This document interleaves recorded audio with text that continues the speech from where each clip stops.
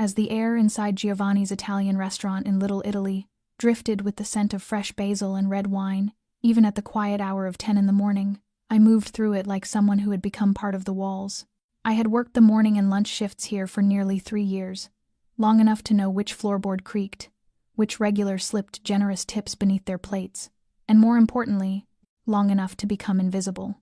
My name is Emily Dawson, 28 years old, living alone in a tiny studio in the Bronx where I woke before dawn for work and returned at night to study in the unending echo of traffic rising from the avenue outside my window.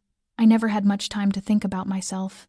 Each day came with only 2 goals: do my job well and save enough to enter the nursing program I had dreamed of since the age of 14, the day my mother collapsed in the kitchen, half her face paralyzed by a stroke, and I, a terrified teenage girl, had to call for help, recite the names of her medications, and steady my voice while my heart felt as if it were splitting open. I think that moment shaped me. It taught me that when others lose their way, someone must remain steady. Still, waiting tables had never been what I loved. I served morning coffee to rushing businessmen, pastries to lost tourists, and midday pasta to couples quietly arguing about money. I was used to smiling even when my feet throbbed, used to dismissive glances from wealthy customers, used to coworkers who quit without a word, and a boss who never remembered my name correctly. But I accepted it all because I believed I was simply passing through this phase of life. 1 more year, I told myself, and if everything went as planned, I would have enough for my first semester's tuition.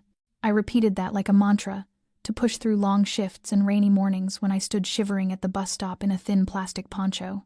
"Emily, table 8, Frank the head chef shouted from the kitchen window, snapping me out of my thoughts. I wiped my hands on my apron, lifted 2 plates of omelets and toast, and moved between the tables with practiced ease, sidestepping chairs and reaching hands holding steaming cups. Tuesdays were usually calm, but today the restaurant was unusually crowded, maybe because of a conference downtown. I mentally calculated that I might make decent tips if I moved fast and got everything right. When I set the plates before a middle-aged couple discussing their flight tickets, the woman smiled at me. "Thank you. It looks wonderful." I returned her smile and turned away. On my way back to the counter, I passed table 6 and paused for a breath. 3 men had just been seated there, though I hadn't seen them come in. Gina, the hostess, should have told me. That was my section. I glanced at Mr. Nelson, who stood near the register, his expression unexpectedly tense. I stepped closer and spoke softly. "Are you all right?" He jerked slightly, wiped his forehead with a napkin and muttered, "Table 6. Important guests, very important. Serve them carefully." I frowned but nodded, grabbing my notepad as I walked toward them. I didn't know that in just a few minutes my life would change forever, and it would all begin with the amber eyes of the man sitting at the end of that table, the man who would pull me into a world of power, secrets, and truths buried for nearly 20 years. If you are listening up to this moment, to the instant Emily sensed she had stepped into something far larger than an ordinary morning shift, then you likely feel what is coming. Before we continue with those amber eyes and the secrets they hold, please subscribe to our channel, like, and share, so you will not miss any of the emotional, dramatic, and deeply engaging stories we bring to you every day. And let us know where you are listening from. Leave the name of your city or country in the comments. Each comment is a small marker showing us how far these stories travel and which hearts they touch across the world. I walked slowly toward table 6, my hand wrapped tightly around the small notepad inside my apron pocket. My heartbeat quickening, though my face remained calm, the practiced calm I had honed over 3 years.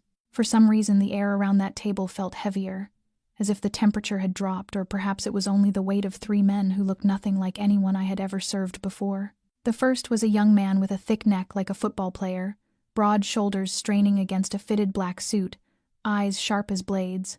Beside him sat an older man with salt and pepper hair, and a faint scar running from beneath his ear to the collar of his crisp shirt. Both watched me approach, but neither spoke. The third man, seated furthest in, his back to the wall so he could survey the entire restaurant, was the one who made me feel something that was not fear but a strange awareness that made my breath slow. He wore a charcoal suit tailored to absolute precision, sat with a straight spine, and rested his hand lightly on the table, as if a single movement of his fingers could hush an entire room. He was not handsome in the cinematic sense, not the polished, smiling type, but every line of his face was unforgettable. His nose had once been broken. His jaw was sharp enough to cast its own shadow, his chin resolute, and his hair neatly cut yet long enough to look intentional. But it was his eyes that stopped me cold. A strange amber, not quite brown, not quite gold, glowing faintly as if from within, cool and alert, studying me as though peeling away layers I didn't know I had. "Good morning, gentlemen," I said, keeping my voice soft and steady. "Would you like something to drink first?" The two guards looked to him as if they could not speak without his signal. Slowly, he lifted his gaze to mine, and for a moment I forgot to breathe. "Espresso," he said, his voice low and warm with the slightest hint of Italian. "3 cups." I nodded, not needing to write it down but pretending to for the sake of my trembling hands. "I'll be right back." As I turned away, I felt his gaze following each step, and something stirred in my chest. Not fear, but a heightened awareness laced with curiosity, as though I had stepped into a story I had never read the ending to. And if his eyes meant anything, I had only opened the first page. I had just reached for the lever on the espresso machine when the front door slammed open so violently that cups rattled on their hooks. 3 men wearing ski masks charged inside like a storm, weapons raised. "Everybody down, now!" one shouted, his voice cracking through the room like thunder, and in an instant, the lively restaurant dissolved into terrified silence. A woman screamed, chairs toppled, glass shattered across the tiles. Guests dropped to the floor, arms over their heads, while one attacker guarded the entrance, and the other 2 ransacked the tables, smashing plates with their gun stocks and barking demands for wallets, phones, and watches. I stood frozen beside the machine, the tray trembling in my hands. One of the gunmen spotted me. "Hey, you! Down on the floor! Now!" he barked, aiming at me. Time seemed to slow. I didn't know why, but the fear I expected never came. Instead, something old awakened in me, something sharp and familiar, the same clarity I felt the day I found my mother lying unconscious on the kitchen tiles. My mind sharpened, every detail crisp. I set the tray down softly on the nearest table, lifted my head, and met the gunman's eyes. "I don't have anything on me. Tip money comes later. I will kneel, all right?" I said, my tone calm and steady, like someone asking for extra dressing on a salad. He hesitated, thrown off by my lack of panic, then jerked his chin. "Down." I lowered myself slowly, hands raised where he could see them, then sat on the floor. From there I saw everything more clearly. A child sobbing beneath a table, clutching her mother's skirt, Mr. Nelson shaking as he opened the cash drawer, and table 6, where nothing had moved. The muscular young man sat stone still, eyes fixed on the gunman approaching them. The older man placed a hand on the table with deliberate calmness, and in the center, Dominic Russo, the man with the amber eyes, tilted his head slightly, his gaze never leaving the danger approaching. "Watches, wallets, rings, all of it in the bag," the gunman shouted, pressing his weapon to the older man's shoulder. "I heard you," Dominic said softly, his voice cold enough to cut through the air. "Do you know who I am?" The gunman faltered. "Shut up." But that brief hesitation was his mistake. The muscular man lunged across the table, locked his arm, and snapped it with a sound that made my stomach flip. The gun clattered to the floor. The remaining 2 robbers spun to fire, but before they could, Dominic rose, gave a small signal, and the room erupted with gunfire. I pressed my face to the tiles, heart pounding. When I finally lifted my head, all 3 attackers lay motionless, blood spreading in dark pools around them. Dominic stood unchanged, not a scratch on him, and his amber gaze found mine as if he knew I had witnessed everything. And in that moment, I understood I had stepped across a line I would never be able to step back from. The police arrived in less than 10 minutes after the final gunshot faded, their sirens and flashing red and blue lights washing over the restaurant windows and dulling the gentle morning sunlight that had lingered there moments earlier. I sat on the floor behind the counter, my hands still trembling slightly even though my mind was beginning to piece itself back together. Paramedics moved swiftly through the chaos. Customers were gathered in one corner to provide statements, and the bodies of the 3 gunmen lay beneath tarps waiting to be taken away.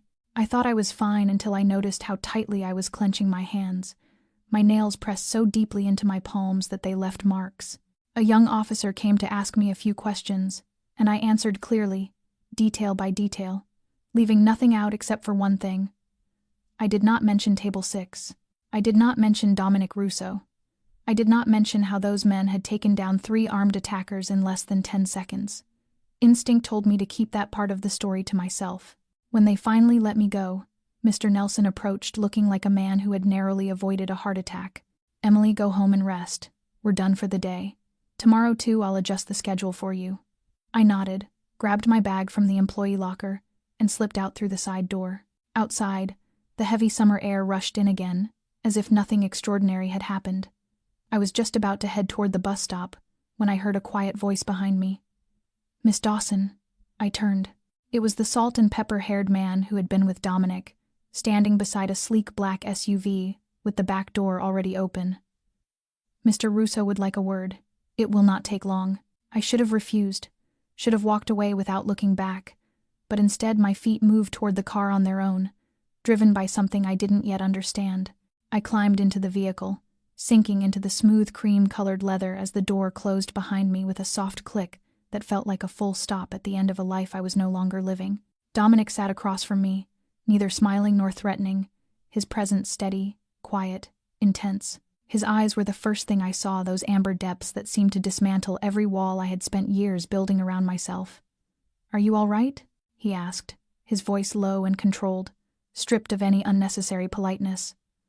"I think so," I answered, realizing how hoarse my voice sounded. "This morning. It wasn't random, was it?" Dominic remained silent for a moment before speaking. "No, they were not here for the restaurant. They were here for me." I nodded slightly, as if I had already known. "And you let them get that close without reacting?" "Sometimes," he said. "You have to let the wolves approach if you want to know where they came from." I did not know what to do with that answer. Part of me wanted to open the door and flee. The other part, the quieter, steadier part, felt strangely drawn to his calm that bordered on unnerving. "You were unusually composed," Dominic continued, his tone thoughtful, almost analytical. "No screaming, no panic. You handled the situation as though you had done it your entire life." "I did not have a choice," I said. "I have faced crisis before. When I was a child." "I know," Dominic said, and this time I turned fully toward him, my brows knitting together. "You know?" He nodded, never breaking eye contact. "I know more about you than you think. Your real name, where you live, your family situation, your job, and why you need money." I leaned back instinctively, a cold shiver running down my spine. "Why?" "Because I need someone like you," he said simply. "I need someone whose mind stays clear in chaos, someone who can function under pressure without losing themselves. My sister is getting married. Everything is falling apart. I want to offer you a position as the coordinating assistant for the wedding." I stared at him. "I'm a waitress, not a wedding planner. But you read people well. You react quickly. You calm the room. Those things cannot be taught. And I pay 3 times what you make now." I held his gaze for a long moment. Every word he spoke was cool, precise, without flattery or manipulation. Just truth. And strangely, I believed him. Dominic reached into his jacket and handed me a thin, silver-edged card printed with a single phone number. "If you accept, call this number before 9 o'clock tomorrow morning. If not, forget this conversation. I will not bother you again." I held the card, surprised by how heavy it felt in my hand. Dominic looked at me one last time, his amber eyes softening, almost sorrowful. "Thank you for staying calm today. Not many people can do that, and I notice people who can." The SUV slowed to a stop, the door opened, and the afternoon sun poured in, blinding and warm. I stepped out, torn between fear and something that felt dangerously close to curiosity. His offer echoed in my mind the entire walk home, and I knew, deep down, that my life was standing at a crossroads I had never prepared for. I sat quietly in my small Bronx apartment, my back against the wall, my eyes fixed on the white silver-bordered card resting on the table. Only one phone number, no name, no address, no title. I had stared at it dozens of times since returning home, as if long enough contemplation would reveal the answer I needed. But the truth was that I had never felt caught between choices as strange as these. One part of me screamed that this was madness, that no rational person would agree to work for a man like Dominic Russo, a man who could lift a finger and have 3 armed attackers taken down within seconds. But another part of me, the part that rarely spoke but always held firm, whispered that perhaps this was the opportunity I had been waiting for, even if it did not arrive in the shape I once imagined. I could not sleep at all that night. I brewed tea, opened my nursing textbooks, and could not absorb a single sentence. I logged into my bank account and stared at the unmoving balance, the result of months of exhausting work. It was barely enough to cover the first semester of tuition, not including books, rent, and everything else life demanded. I had planned, hoped, budgeted, but hope did not pay tuition. Around 3 o'clock in the morning, I stepped onto the tiny balcony with a cup of now cold tea, watching the line of headlights flow endlessly down the street below. In my mind, I heard Dominic's words again. You react quickly, you calm people, those things cannot be taught. No one had ever spoken about me like that. For most of my life, I had been the quiet one who did her work without fuss, who caused no trouble, who never asked for more. I had never considered myself special, and certainly not someone a man like him would notice. I let out a soft, almost ironic laugh. I had spent my entire life avoiding trouble, staying far from anything I could not control, but maybe that was exactly why I had remained in the same place for so long. By 7:30 in the morning, I was still undecided. Dressed simply, hair pulled back, ready to make the call if I chose to make it. My hand held the phone, my fingers grazing the printed numbers on the card without dialing. I checked the time. 7:47. I set the phone down, picked it up again. My pulse quickened. When the clock struck 8, I closed my eyes, drew in a steady breath, and dialed. 1 ring, 2 rings. On the third, someone answered. Hello? A man's voice, low and professional, not Dominic. I cleared my throat. This is Emily Dawson. I'm calling about the job offer from yesterday. A brief pause. Hold on, the man said, and transferred the call. A moment later, Dominic's voice came through. I'm listening.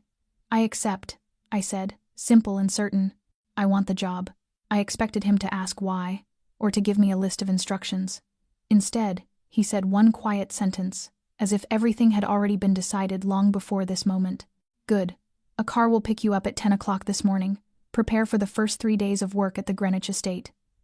I hesitated. Do I need to bring anything? Only your clarity. I will provide everything else. The call ended.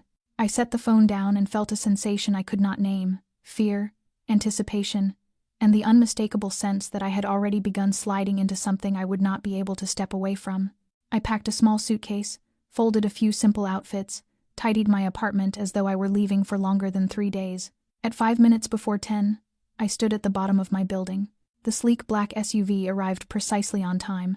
The salt and pepper-haired man from yesterday sat in the front seat and gave me a small nod. I climbed into the vehicle without looking back. Inside me, a voice whispered that I was stepping into danger. But the strangest thing was that for the first time in a very long while, I did not feel alone. The drive lasted nearly 1 full hour, weaving through wide, tree-lined roads that slowly gave way to the quiet, manicured suburbs of Greenwich, Connecticut. The deeper we went, the more the city faded behind us, replaced by stately homes, white picket fences, and gardens trimmed with the kind of precision that looked almost unreal. I sat silently in the back seat, my hand gently gripping the strap of my bag, asking no questions and offering no words. The salt and pepper-haired man remained expressionless, though his eyes shifted to the rearview mirror every so often, as if checking that I was still all right. When the black SUV turned through a tall wrought iron gate guarded by 2 men in black security uniforms, my heart skipped a beat. The Russo estate appeared beyond a line of towering trees, grand and old world in the way only European-inspired mansions could be, its white stone facade gleaming beneath the morning sun, its pillars stretching upward as if to claim the sky. There was nothing cold or modern about it. Rather, it felt like a place detached entirely from the world beyond its gates.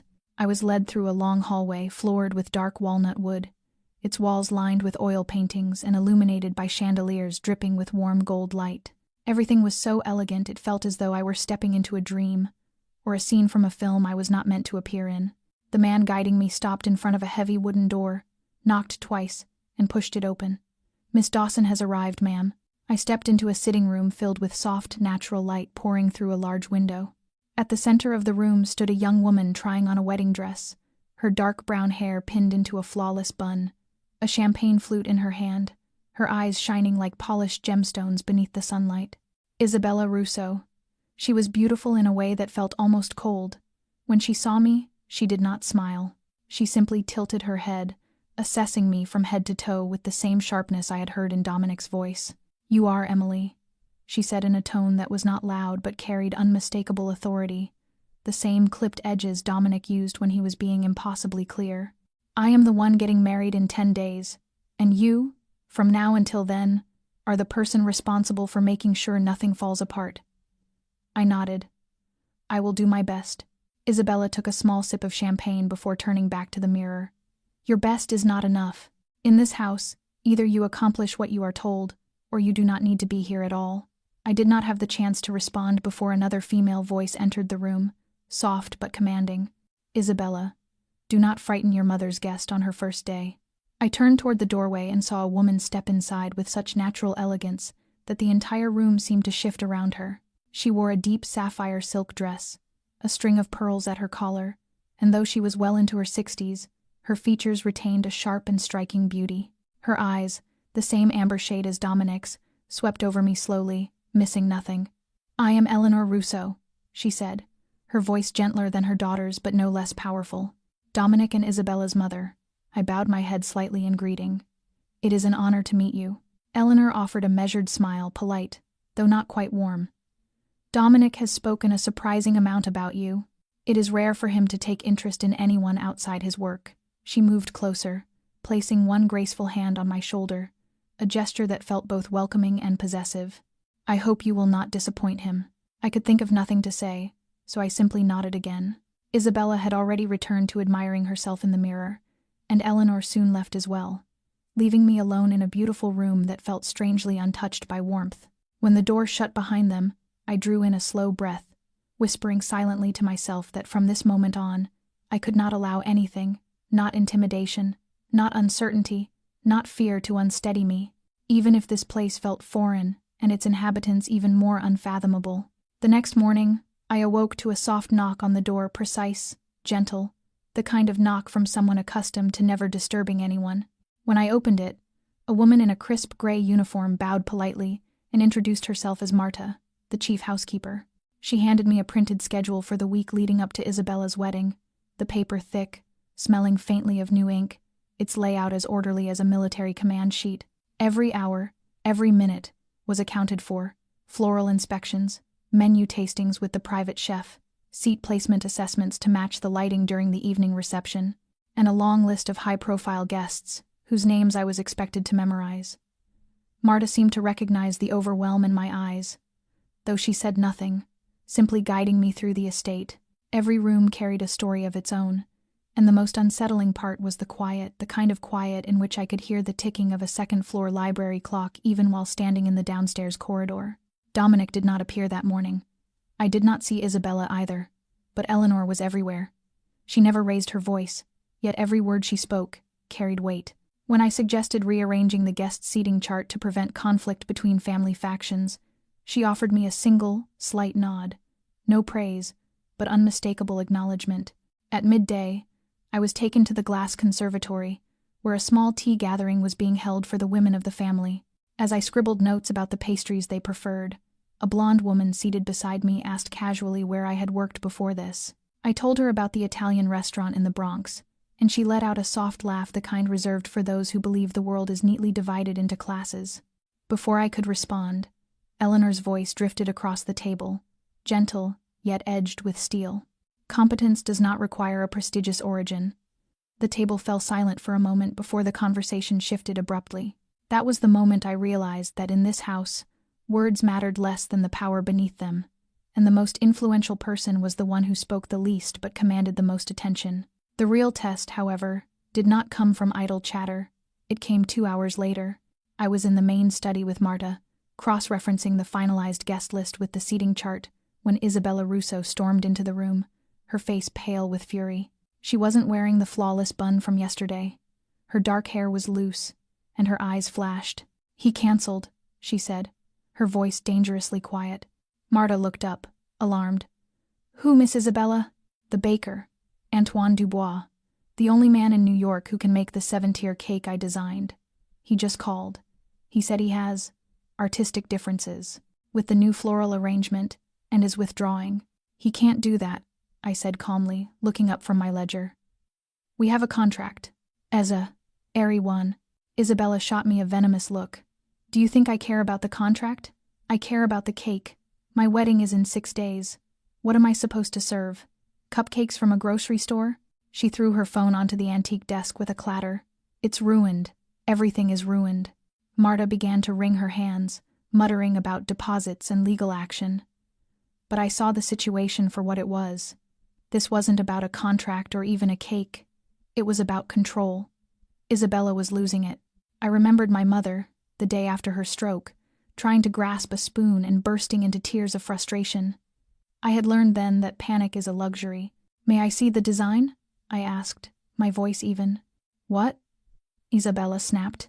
The design for the cake. And the contract. I need to see the ingredient list and the structural requirements.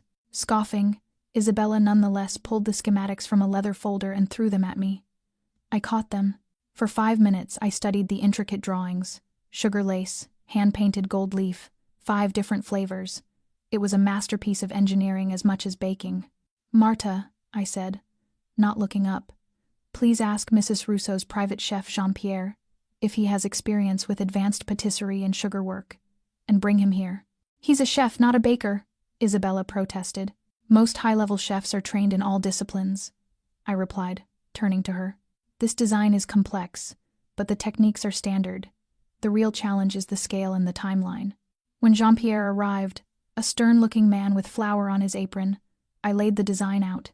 He studied it, pursing his lips. It is ambitious, mademoiselle, for 6 days. But is it possible? I pressed. He glanced at Isabella, then back at me. Possible? Yes. But it would require my entire kitchen staff, and we would need to source the Madagascar vanilla and Belgian chocolate by tonight. Good, I said. I turned to Isabella. Miss Rousseau, you have 2 choices. We can spend 2 days threatening Antoine Dubois with lawyers, at which point he will still refuse, and we will have only 4 days left. Or, you can authorize Chef Jean-Pierre to take over the project immediately. I will handle the logistics, source the ingredients, and hire temporary staff from his preferred bakery to assist with the prep work. The choice is yours. Isabella stared at me, her anger visibly receding, replaced by a cold, calculating assessment, the same look I had seen in her mother's eyes. Just then, a low voice came from the doorway. Do it. We all turned. Dominic stood there, leaning against the doorframe, dressed in a simple black shirt. He hadn't been there a moment ago. I had no idea how long he had been watching. His amber eyes weren't on his sister. They were fixed on me. Do what she says, Isabella, Dominic said. He looked at me, gave a single, almost imperceptible nod, and was gone. Isabella, for the first time since I'd met her, looked speechless. She turned back to me, her jaw tight. Fine. Handle it. But if my cake is not perfect, Emily Dawson, it will be the last job you ever do. She swept out of the room. Marta let out a breath she seemed to have been holding for 5 minutes. I, however, just picked up the phone. I had ingredients to source. By the time the sun dipped behind the rose garden, my legs ached and my mind felt saturated. Yet one thing was certain. What was unfolding here was far more complicated than an extravagant wedding, and I, whether I wanted to be or not, was becoming part of that intricate web. By the 3rd day, Dominic began appearing more often at the planning meetings, though it was obvious he had no formal reason to be there. He took a seat at the end of the long dining table, listening more than speaking. Yet every short remark he made silenced the room and shifted its direction. Whenever he entered, the air changed tighter, sharper, and strangely, I felt myself growing more cautious, more aware. He never called me by name, only signaled with a glance or a slight nod, but each time those amber eyes lingered on me, my heartbeat faltered for a moment. Sometimes I would be writing notes and look up to find him watching me, not a polite glance, not a passing curiosity, but a deep, deliberate gaze, as though searching for something hidden behind my calm expression. One afternoon, while I was reviewing the guest list in the hallway, I heard quiet footsteps behind me. Dominic appeared without sound, as if he had been standing there all along. He glanced at the papers in my hand and asked in a low voice, almost a whisper, "Which of these people do you think are truly here for Isabella, and which are here for my family's power?" I did not answer quickly enough before he added softly, "I know you can read people, Emily." I turned toward him, wanting to ask why he believed that, but when our eyes met, The question dissolved before reaching my lips. The silence between us lasted longer than most conversations. Then he walked away, leaving me in the hallway with my hand still gripping the papers, unsure of what I had been doing a moment earlier. After that, our encounters grew more frequent. A glance across the dinner table, a brief comment during the sound check, the quiet presence beside me in the conservatory while I selected flowers. No one spoke of it. No one questioned it. Yet everyone noticed. Marta lingered a little longer when handing me schedules. Isabella stopped teasing and began observing, and Eleanor, most unnerving of all, would simply smile when Dominic stood near me. A smile so unreadable I could not tell whether it was approval or warning. I kept telling myself it was only work, only the passing interest of a powerful man in someone new. But each time I stood near him, I felt something shifting slowly, quietly inside me. Something unnamed, but strong enough to unsettle the calm I once relied on. That evening, when everyone in the estate had retreated to their rooms and the hallways were lit only by the faint glow of wall sconces, I sat alone in the small second-floor study I was allowed to use to organize the wedding documents. On the desk lay neatly arranged folders, guest lists, vendor contracts, printed seating charts, and emails Isabella's personal assistant had converted to paper. I was exhausted, yet something urged me to go through each file again, as though searching for a detail that had slipped through unnoticed. When I reached the official guest list, I saw a name marked with a faint red stroke, a recent addition judging by how fresh the ink looked. Curious, I ran my finger down the newly added line, and my heart stopped when I reached the final entry. Richard Dawson. I stared at the name as though my eyes were betraying my memory. Dawson was not a common surname here, and Richard was the name of my father, the man I believed had died 14 years earlier in a car accident after leaving a small town in Pennsylvania, abandoning my mother and me in a grief that never healed. A chill ran through me, my hands trembling. It could not be coincidence. I flipped quickly through the next pages, searching for any note, any address to provide context, but found nothing except a landline number and a tiny handwritten note beside it. Confirmed to attend. I swallowed hard and set the papers down as though they burned. Questions flooded my mind. Why was his name here? Who invited him? If it truly was my father, what had happened all these years? And if it was not him, why did that name appear in this house, Dominic Russo's house? I rose abruptly, my pulse pounding so loudly it filled my ears. There had to be an explanation, yet I had no idea where to begin. I walked down the hall, intending to knock on Marta's door, but stopped halfway. Instinct warned me not to reveal what I had discovered. Not yet. I returned to the study, quietly snapped a photo of the page with my phone, then restored the folder exactly as I found it. I did not sleep that night. Confusion settled on my chest like a weight, and the name Richard Dawson echoed through my mind. I remembered the morning police knocked on our door to report the accident, the way my mother collapsed on the floor and never truly recovered afterward. I had carried that memory as a fixed truth, but now that same name had resurfaced here, in a family I had known less than 1 week, in a place built on secrets. I closed my eyes and tried to picture my father's face the last time I saw him, then imagined how he might look now if he were still alive. Could he have hidden all this time? And if so, the reason must have been heavy enough to erase himself from my life completely. Fear crept in not because of the name on the list, but because my instincts told me this was no accident. It was connected to Dominic, to the Russo family, to a thread of history I had unknowingly stepped into. When I opened my eyes again, dawn had broken. I knew I needed to confirm who that man really was, but before I could do that, I needed to steady myself. Because if what I suspected was true, the consequences would not only shift my past but unravel everything in its path. Later that afternoon, as I walked down the corridor carrying the revised menu for Isabella to review one last time, I heard footsteps and voices coming from Dominic's study. The door was slightly ajar, just enough for the conversation to slip through. I knew I should keep walking, should not listen, but when I heard the name Richard Dawson, my feet rooted to the floor. Dominic's voice came first, clear, low, stretched tight like a wire. "You think I do not know? That you can show up after all these years and behave as though you did not abandon your daughter?" My breath caught, my heartbeat slamming against my ribs. Another man responded, his voice rougher, wearier, but steady. "I did not come to make excuses. I came because I heard Emily is here." Dominic cut him off.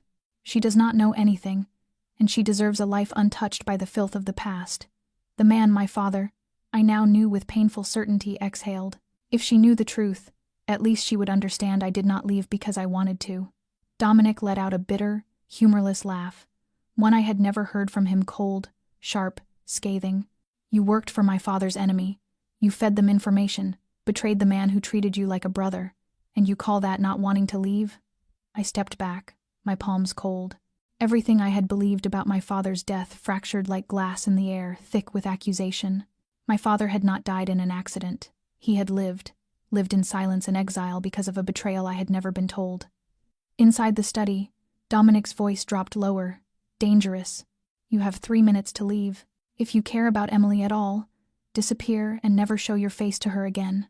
I hurried away from the hallway, my pulse erratic, unsure whether I was angry, devastated, or simply numb. But I knew one thing: nothing between me and Dominic, me and the Russo family, me and the father I thought I lost, would ever be simple again. And I knew my time pretending I knew nothing was rapidly slipping away. Back in my room, I shut the door hard and sank onto the edge of the bed, my breath coming in sharp bursts like I had run a long distance. My throat tightened, my chest burned, my hands shook uncontrollably. Everything I had heard felt unreal, like a scene from a movie, yet every syllable, every inflection in Dominic's voice and the man I believed was my father, replayed in my head like a recording stuck on loop. I felt foolish, manipulated, like a pawn on a chessboard whose players had never spoken my name aloud yet controlled my every move. Dominic had known everything, from the beginning.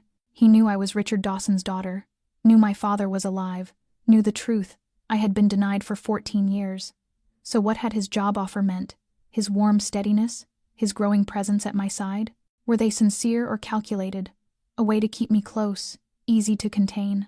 I could not decide whether to hate my father for abandoning me, or Dominic for hiding a truth that had gutted me in an instant. Everything warped at the edges. The luxurious room suddenly felt suffocating. The grand hallways that once left me in awe, now crowding in on me. I felt small, lost, foolish for trusting so quickly, for believing a man like him could be different. I rose abruptly, went to the desk, and pulled open the drawer where I had kept the card Dominic gave me on the very first day. I stared at the numbers printed on it, remembering the way he said he noticed people like me. Now I understood perhaps what he noticed was not me at all, but the name I carried. I bit down on my lip until I tasted blood to stop myself from crying. I hated this vulnerability, this loss of control, this desperate hope that perhaps everything was just a misunderstanding. But deep down, I knew I had crossed too far into something dangerous long before tonight, something much larger than me, something that had already torn apart whatever safety, trust, and fragile emotion I had begun to feel for Dominic, and I was no longer certain I had the strength to piece myself back together.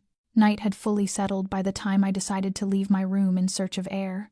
The mansion was draped in silence, lit only by the soft amber glow of wall lamps and the steady tick of a grandfather clock marking each passing second. I descended the stairs quietly, my mind spinning with unanswered questions, with truths I had never meant to uncover, with confusion that clung to my chest like a weight. I thought that if I could simply step outside, stand beneath the stillness of the open courtyard, draw a deep breath, I might be able to see things more clearly. But as I approached the hallway leading to the living room, a strange sound rose from the back entrance of the mansion and froze me in place.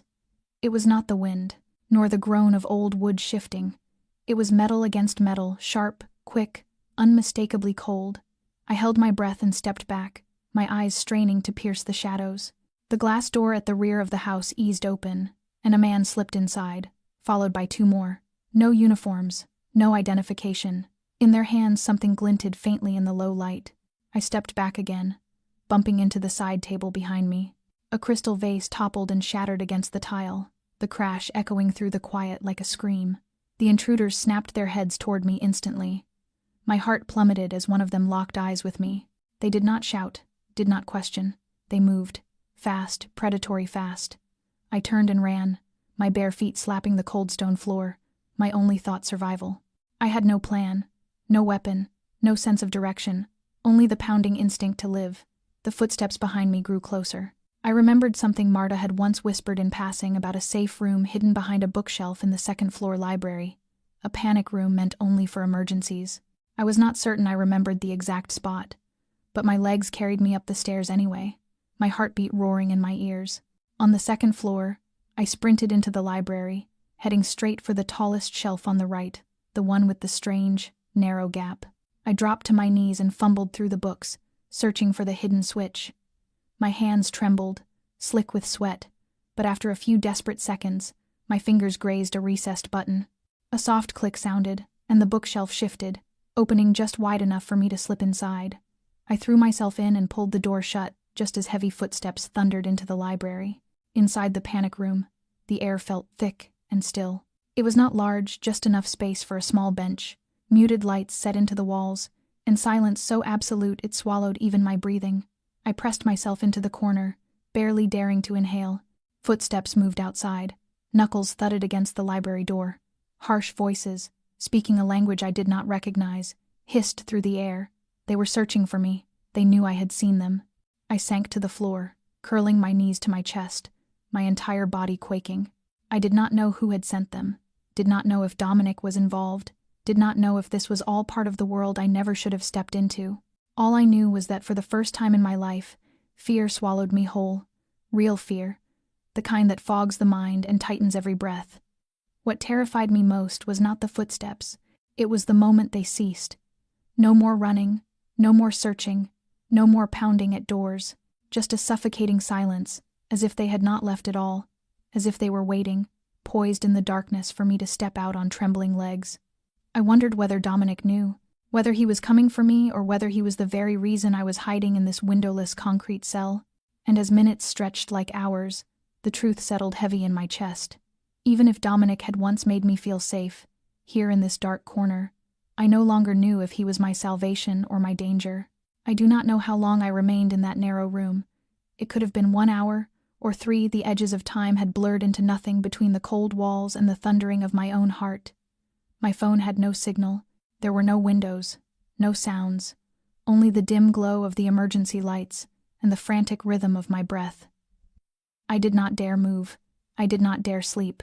Every sense in my body was wound tight as wire. I had braced myself for the worst when suddenly the door burst open from the outside, and I jolted backward, hitting the wall.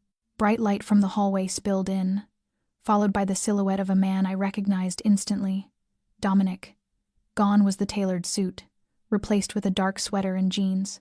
His face was tense, unmasked, and when our eyes met, I saw relief flicker in his, but it vanished almost as quickly as it appeared. I shot to my feet, my voice shaking with fear and anger tangled so tightly I could barely draw breath. Why were armed men in his home in the middle of the night? Why had I been hiding in a concrete bunker like prey? And why, above all, had he told me nothing about any of this? Dominic closed the door behind him, stepped into the room, and met my gaze directly. He did not apologize. He did not deflect. He nodded slowly, as though acknowledging a moment he could no longer avoid.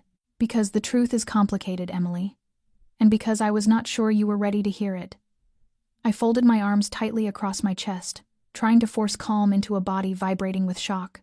Well, I am ready now, Dominic. Say it. He watched me for a long moment before sitting down, his hands clasped, his voice steady.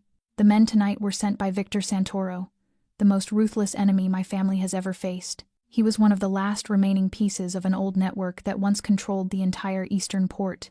My father dismantled that network. Victor never forgot. I frowned. What does that have to do with me? Dominic's eyes darkened. Everything. It begins with your father. My stomach twisted. What are you talking about? Richard Dawson worked for Victor, Dominic said quietly. He handled the money. He kept the books clean, and then he betrayed him. He gave information to the federal agents, helped tear down a part of Victor's empire. That is why he disappeared. That is why he became a ghost. I felt breath leave my lungs in a sharp exhale as I stumbled back a step. So, you knew from the beginning? You knew he was alive. You knew my history. And you let me walk into this house without saying a word? Dominic rose, his voice low and steady. Yes. I knew from the moment I saw you at the restaurant. I had been watching you before that. I needed to know whether you knew anything, whether Victor had found you. And when I saw the way you held yourself during the robbery, I realized you were stronger than you believed. My voice cracked as anger clawed up my throat. So I was nothing but a tool to you? Something to watch? A pawn to draw my father out? Dominic shook his head, taking a step toward me, but I lifted a hand sharply to block him. No, That is not what this is. Then what is it? I demanded, my voice rising, because it feels like every step I've taken since meeting you was orchestrated, like I'm living a life you designed while keeping me blindfolded. Dominic's jaw tightened. Victor has a list of every person your father once cared about. You are the only one still alive. He believes your father will reveal himself to protect you. And he was right. My legs gave out beneath me and I sank into the chair, covering my face with trembling hands as tears rose hot, disbelieving, furious. I felt unmoored, betrayed by the man who raised me and the man who brought me here. I could not tell which betrayal cut deeper. Dominic stood in silence before speaking again, his voice softened but no less grave. I cannot promise that everything will be safe now, he said.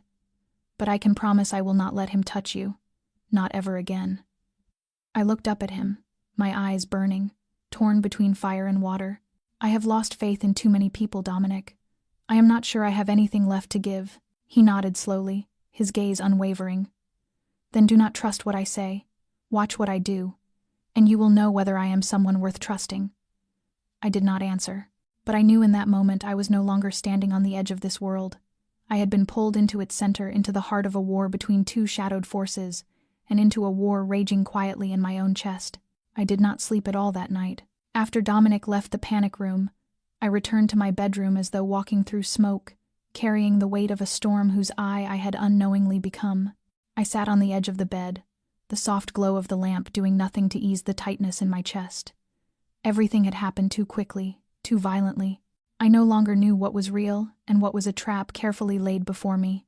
I could not shake the feeling that I had never once been given a choice, that from the moment I met Dominic in that restaurant, every path had been drawn before me, each step guided by truths I was never told.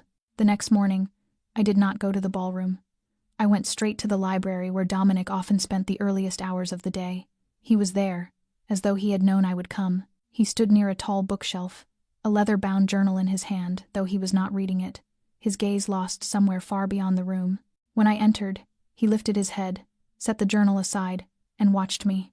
No smile, no greeting, only quiet expectancy. I closed the door gently behind me and stepped into the center of the vast room, stopping far enough from him that I would not be swallowed again by the gravity of his presence. You controlled everything, I said, my voice raw from a night spent in silence. He did not respond. You let me believe I was special, that what was happening between us was real, but I was nothing more than a means to an end to draw my father out. Dominic moved one step forward, but I raised my hand, holding him back. No, Dominic, let me finish. My voice trembled but held. I do not know who you really are. The man who looked at me like he truly saw me, or the man who ordered my father out of your home like he was nothing but a criminal. I do not know who I am in this story. Someone you want to protect, or someone you want to keep locked in this gilded cage so she cannot ruin your plans. He exhaled slowly, his eyes never leaving mine. His voice was low, weighted. I never wanted to hurt you, Emily, but sometimes the only way to protect someone is to do exactly what they will hate you for. A bitter, humorless laugh slipped from me. You call this protection? Hiding the truth, watching me, pulling me into a war I knew nothing about? My voice cracked. I am not a doll to be placed where it is convenient. I am not a child who needs someone to decide for me. You do not understand me, Dominic. He only saw my last name, saw the shadow of my father's past, saw an opportunity to resolve the problems that haunted him. But he did not see me, not truly. He stepped closer, unhindered this time, and when he stopped before me with nothing but a breath of space between us, he said quietly, I saw you from the beginning. His voice was steady, cutting through the trembling in my chest. I saw the woman who stood firm with a gun pointed at her head and did not shake. I saw the way you made others feel safe, with nothing more than your silence. I saw the look in your eyes when you faced things no one could possibly understand, yet you did not run. I saw you, Emily. I turned away, my eyes burning with tears not born of pain but of fury and confusion. Then why did you not tell me? Why did you not trust me enough to let me decide for myself? He answered without hesitation. Because I was afraid. Afraid that if you knew everything, you would leave. His words carved into a place inside me I had tried desperately to protect. I felt wounded, but I also felt something deeper rising, something softer, more vulnerable, something I did not want to acknowledge. I do not know what to do, Dominic, I whispered. I am exhausted. I cannot trust anyone, and I do not trust myself to survive being betrayed one more time. He lifted a hand and placed it over his chest, where his heart beat in a firm, steady rhythm. Then let me prove it, he said. Not with words, not with promises, but with actions. Every day, every moment, I will not demand forgiveness. I will not expect love in return. I only ask one thing of you: do not leave. Give me the chance to make this right. I did not nod. I did not speak. But I did not walk away either. And in that silence, perhaps the only thing left within me was a small, fragile thread of hope. The next morning, I woke with a heaviness lodged deep beneath my ribs, though it no longer felt like fear or anger. It felt like standing on a threshold between two worlds, no longer belonging to the old, yet not ready to step into the new. I skipped the scheduled meeting and wandered instead into the garden, where the roses had begun to open beneath the soft morning sun. I sat on a wooden bench beside the small pond, watching the petals tremble in the breeze. After a while, Dominic appeared. He did not speak at first. He simply sat beside me, leaving enough space that I did not feel cornered, but close enough that I could sense the quiet presence of him. We stayed that way for a long time until he finally said, in a voice gentler than any I had ever heard from him, "You need to know this, Emily. Your father is still alive." I turned to him, confusion and disbelief flooding my expression. "I thought that was only a possibility, not a certainty." He shook his head. "It is the truth. After he disappeared from Victor's network, he was placed under government protection in the witness program. But he walked away from it. He refused to live under surveillance. He changed his name, changed his address again and again, and cut every thread of contact to keep you and your mother safe." I lowered my gaze, my heart constricting sharply. 14 years. 14 years of believing he had died, that an accident had shattered my family. And now, with only a handful of sentences, Dominic had changed the shape of my grief. "Then why return now?" I asked. Dominic exhaled slowly. "Because of you. Because you came here into a house Victor has watched from a distance for years." It terrified him, and he knew that if he did not step out of hiding, no one could protect you better than he could. I stared at the pond, the swirl of feelings inside me too tangled to name. I did not know whether to feel relieved that my father lived, or enraged that he had let me mourn him for so long. Dominic seemed to sense the storm fighting beneath my skin. He looked at me, his amber eyes stripped of their usual armor. "I have no right to ask you to forgive him," he said softly, "and I have no right to ask you to forgive me. But there is one truth I cannot hold back anymore. I tried to deny it, tried to treat you as part of the plan, as a variable I needed to control. But from the moment I saw you at the restaurant, I knew everything would change." Then he said it, simply, without ceremony or hesitation. "Emily, I love you." I looked at him, caught in the raw sincerity in his eyes. There was no calculation there, no distance, only a trembling honesty that felt almost painful to behold.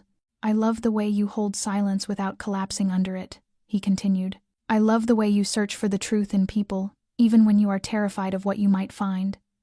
I love the quiet wound you carry behind your composure.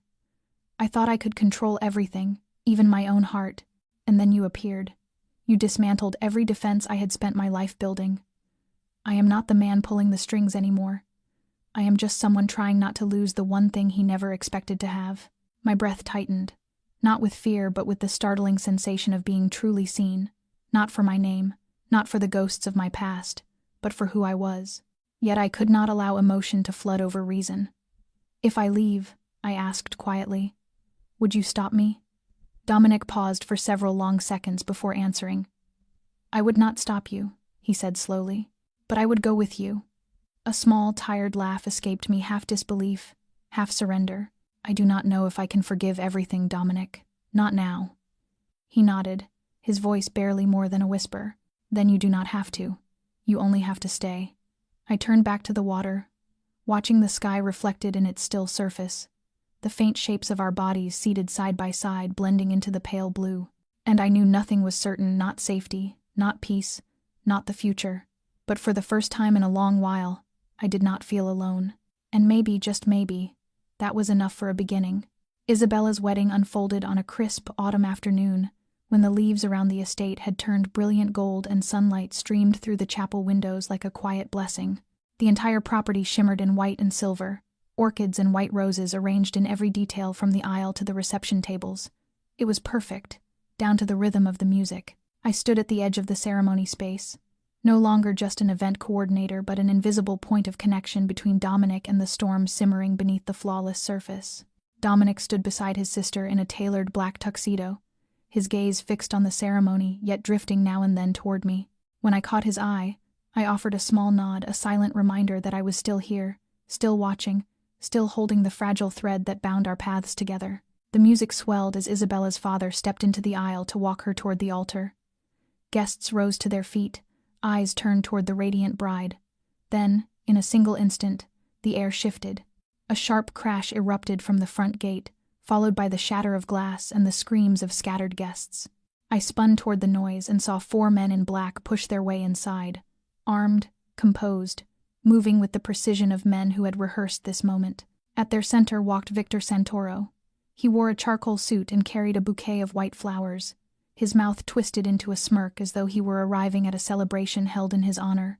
Panic rippled through the crowd. Some people cried out, others crouched behind chairs, but Victor lifted a hand, and the chaos died so quickly it felt unnatural. Dominic stepped down from the altar, his posture sharp, unwavering, eyes locked on the man who had once been his father's greatest enemy. Victor stopped a few paces away and tossed the bouquet to the ground like a gauntlet thrown in challenge. His voice carried through the stunned silence. A shame I did not receive an invitation, Dominic. But for a day this special, I thought old friends should not be forgotten. Dominic did not flinch. His voice was low, cold. Old friends do not stab each other in the back, Victor. Victor laughed, brittle and echoing, then turned his gaze toward me. And when his eyes fixed on my face, something inside me froze. I felt the blood drain from my skin as his expression sharpened with recognition, as though I were the last object on a list he had come to collect. Dominic moved instantly, stepping in front of me, his voice like steel. "She has nothing to do with you, Victor." Victor raised a brow. "And Richard Dawson? Does he have nothing to do with me either? Because I guarantee he is somewhere close by, waiting to leap out like a late-arriving hero." I clenched my hands, forcing myself to stay upright as tension coiled thick in the air. Dominic's men shifted subtly, closing in from different entrances. But Victor had not come to negotiate. He drew a small gun from inside his jacket and aimed it directly at Dominic. No one moved. No one dared breathe. Dominic stood motionless, his stare unwavering.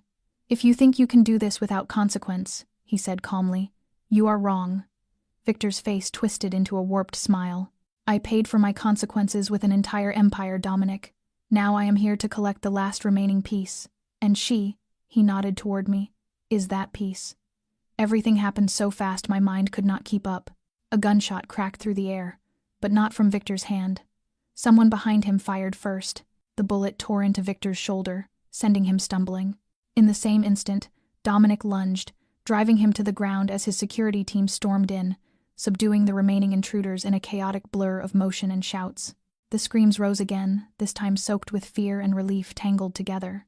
I stood frozen, unable to tear my gaze away from Dominic as he knelt over Victor, blood streaking his face, fire burning bright in his eyes. But even then, even in the midst of violence and danger, he turned to look for me as though the only thing that mattered was seeing that I was still standing.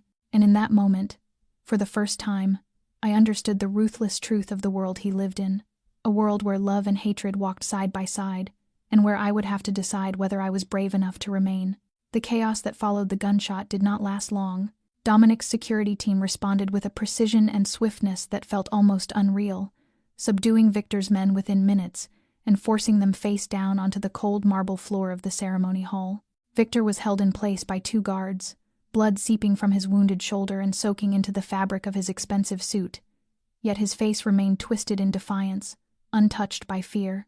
He lifted his head, his sharp eyes cutting toward me one last time before shifting to Dominic. His voice wavered with pain, but each word struck like a blade.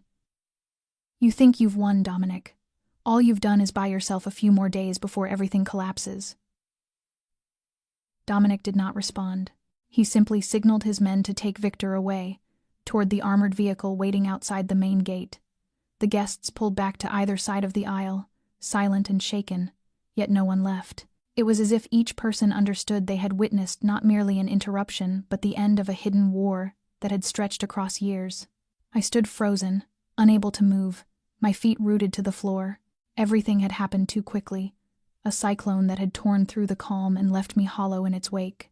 But then, just as Dominic turned toward me, a voice rose from the far end of the corridor, a voice I had believed I would never hear again. Emily. I whirled around. For a moment, the world seemed to fall silent. Standing there was a man in a simple gray suit, his hair silvered, his face older and worn by time, yet his eyes, those familiar eyes that once watched over me each night, remained unchanged. Richard Dawson. I did not remember how I moved, nor how many people I pushed past. I only knew that when I came to a stop, I was already in his arms, my face buried against his chest, as 14 years of locked-away tears broke free. He held me tightly, his own arms trembling as if he too could not believe this moment was real. "I'm sorry," he whispered, his voice cracking with emotion. "I'm so sorry you had to grow up alone.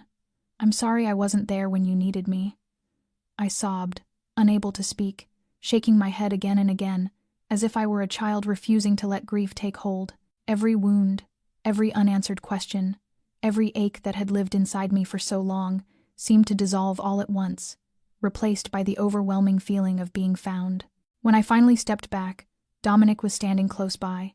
His expression softened in a way I had never seen. No tension, no calculation, only a rare stillness. My father turned to him, their eyes meeting in a wordless exchange before he nodded. "Thank you, son. Without you, I might never have had this chance." Dominic returned the nod, offering no reply, but I knew he understood. He had done what no one else could have done. He had kept me safe not only through strategy or instinct, but through a conviction deeper than either of us had been ready to face. I placed a hand on Dominic's arm, feeling the familiar warmth beneath my fingertips, then looked back at my father, realizing for the first time that I was no longer alone in the midst of a world defined by danger and shadows. The sun had begun its descent, and light poured through the chapel's glass ceiling, illuminating the three of us standing amid the remnants of chaos, as though promising that what remained was not darkness but the opening of something new, something honest, something no longer hidden. And I understood then that this was the beginning of a new chapter, one in which I would no longer run from the past but face it alongside the people I loved. After all that had happened, the wedding could not continue as planned, yet strangely no one left or complained. Perhaps they sensed that what they had witnessed was something far beyond the bounds of ceremony, something raw and deeply human.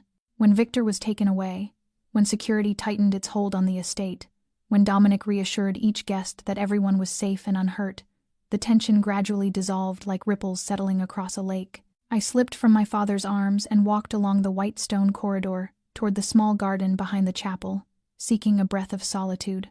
Beneath the wooden trellis where climbing roses brushed against the beams, I looked up at the sky, shifting into the soft orange of early evening. A few minutes later, Dominic appeared beside me. He said nothing at first, simply standing near enough that our shoulders nearly touched, the silence between us no longer heavy, but necessary, a quiet space for the heart to regain its rhythm. After a long moment, he asked, his voice low and rough, "Are you all right?" I nodded faintly, eyes still fixed on the horizon. "I'm all right, just tired, and a little empty." He exhaled. "Me too. I thought everything would break open once it was over, but instead it feels like I left a part of myself behind, and I'm not sure what I'm supposed to carry into whatever comes next." I turned toward him and saw, perhaps for the first time, the fatigue etched at the corners of his eyes, the faint marks where blood had been wiped away, the tension still lingering across his brow. Dominic was no longer the cold, untouchable man in a flawless suit. He was someone real, someone who had fought to protect what he believed was right even when the cost had been his own peace. "Thank you," I said softly, "for everything, for not letting me face any of this alone, for believing in me even when I doubted myself." Dominic shook his head gently, his gaze deepening like calm water. "No, Emily, I should be thanking you. You walked into my life when I needed someone to remind me I was still human. You pulled me out of the place where I hid behind plans and calculations. You made me confront the truth inside myself, and no matter what I might lose because of it, I don't regret a thing." His words settled over me like something warm and steady. I placed my hand over his, feeling the strength beneath it. "Dominic," I murmured, "I can't promise anything far ahead. I don't know what tomorrow looks like, or how far we can go, but I know this. Right now, in this moment, I want to stay. With you, with my father, with everything that feels real. He tightened his fingers around mine, his eyes filling with something unspoken. Then he leaned forward and pressed a gentle kiss to my forehead. Not a desperate kiss, not a possessive one, just an acknowledgement, a quiet vow. We stood there for a long time, needing no more words. Music from inside drifted out softly, as though the world had finally released a breath it had been holding for far too long. I knew nothing ahead would be easy, but I also knew we had stepped through fear, seen each other beyond every mask, and still chosen to remain. And in a world where everything could change in a single heartbeat, perhaps that choice was the truest thing we had. We sat across from each other in the small room behind the greenhouse, a quiet place where sunlight filtered through thick layers of glass and fell in soft, pale gold streaks across the old wooden table. There was no Dominic here, no guards, no one else, only my father and me, after 14 long years, finally alone in a space quiet enough for truths to find their way into words. He looked older than I expected, his once bright eyes now shadowed with sorrow, his skin weathered, his face carved with lines that told of a life lived without rest. I remembered him as the warm father who always told bedtime stories and could make me laugh with nothing more than a glance. But the man sitting before me now was someone entirely different, carrying the weight of a past neither of us had ever been allowed to understand. I asked him why he had disappeared, why he left my mother and me to grieve a death that was never real. He drew a long, trembling breath, his fingers interlaced tightly as if clinging to courage. He told me that after leaving Victor's organization, he had approached the Federal Bureau and handed over every file, every money laundering route, every dark operation he had witnessed over the years. He knew the decision would place us all in danger, so he agreed to enter the witness protection program. But soon he discovered Victor's network still reached deep enough to buy people on the inside. Only a few weeks after he was relocated, my mother was threatened. Terrified and no longer trusting the system meant to protect him, he fled. He said he could not drag me into a life of endless running, so he staged his own death in a car accident, sent my mother and me somewhere safe under a different identity, and vanished from every map. For years he lived under another name, working odd jobs near the border, leaving no trace, never calling, never writing. My throat tightened as he spoke, each sentence reopening a chapter of my childhood I had never expected to read again. I asked him if he ever regretted it leaving, letting his daughter grow up without a father. He lowered his head, his voice breaking. "Every day," he said, "but I believed that if you were alive, even if you hated me, you would still have a chance to choose your own life. If I had come back too soon, neither of us might have survived." I had no words. I understood he had sacrificed everything so that I might have a chance at an ordinary life, yet I could not deny the wound he left was real and deep and slow to heal. After a long silence, I reached out and placed my hand over his.